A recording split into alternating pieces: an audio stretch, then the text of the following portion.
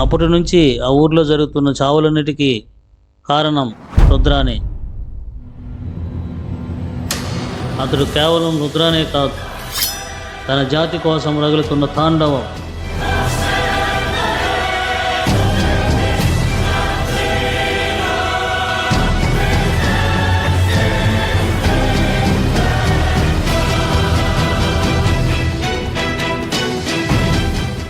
నువ్వరా నా ముందు ఇంత ధైర్యంగా వచ్చి నిలబడి ఉండేది?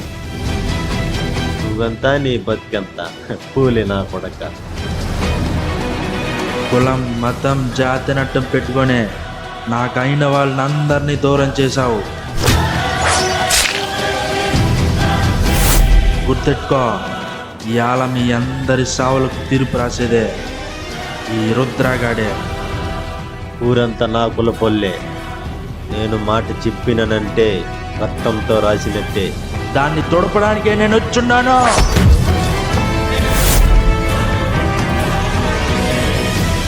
ఈ చావు కూడా నా చేతిలోనే రాసిపెట్టు. రారా చూసుకుందాం. ఈ అఖండ స్థలంలో రుద్రగాడి తాండవం మొదలైండదే.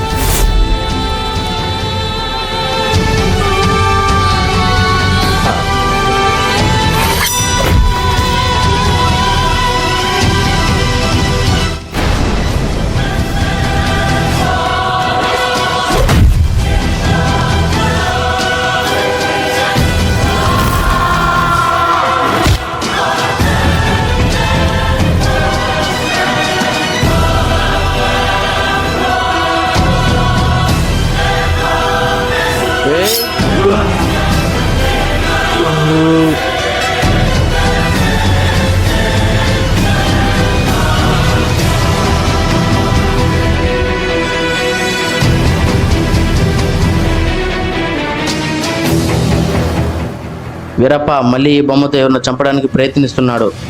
ఆ బొమ్మను తీసుకెళ్లి బయలుపడే.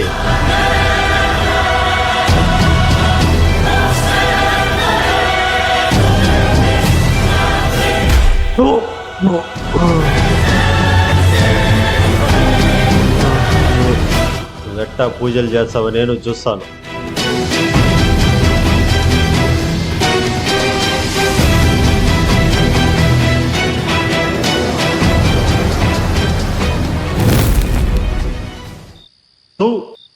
కులం తక్కువ నా కొడక.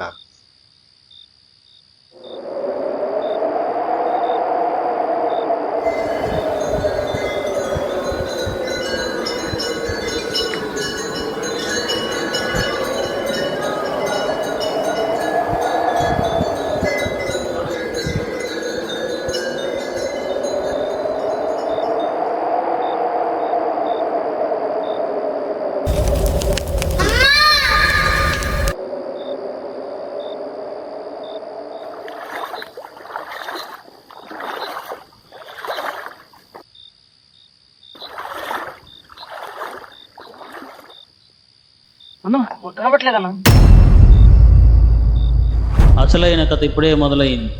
ప్రతి అమావాస్య రోజు తన తల్లి తన కొడుకు శరీరాన్ని ఆవగించి ఊరి మీద పగ తీర్చుకుంటుంది.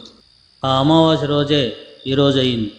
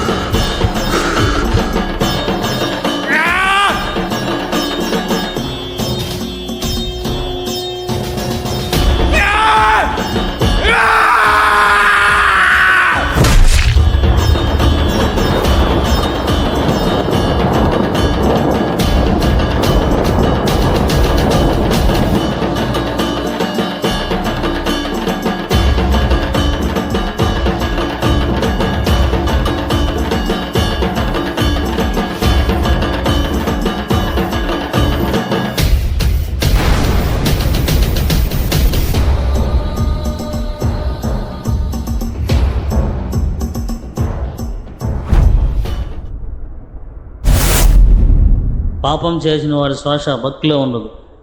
ధర్మం ఆలస్యమైన న్యాయం తప్పదు. అంతమందిని చంపుతున్నప్పుడు ఊరిలో గ్రామ దేవత ఏం చేస్తుంది స్వామి?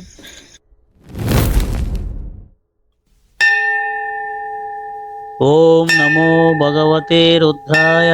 ఓం శాంతి శాంతి శాంతి. పుట్టించడం మాత్రమే దేవుడి బాధ్యత. కులం మతం అనే పేరుతో ఒకరిపై ఒకరు దేశాలు పెంచుకొని చంపుకోవడం మానవుల అహంకారం. ఆ తల్లికి లోకంలో అందరూ సమానమే.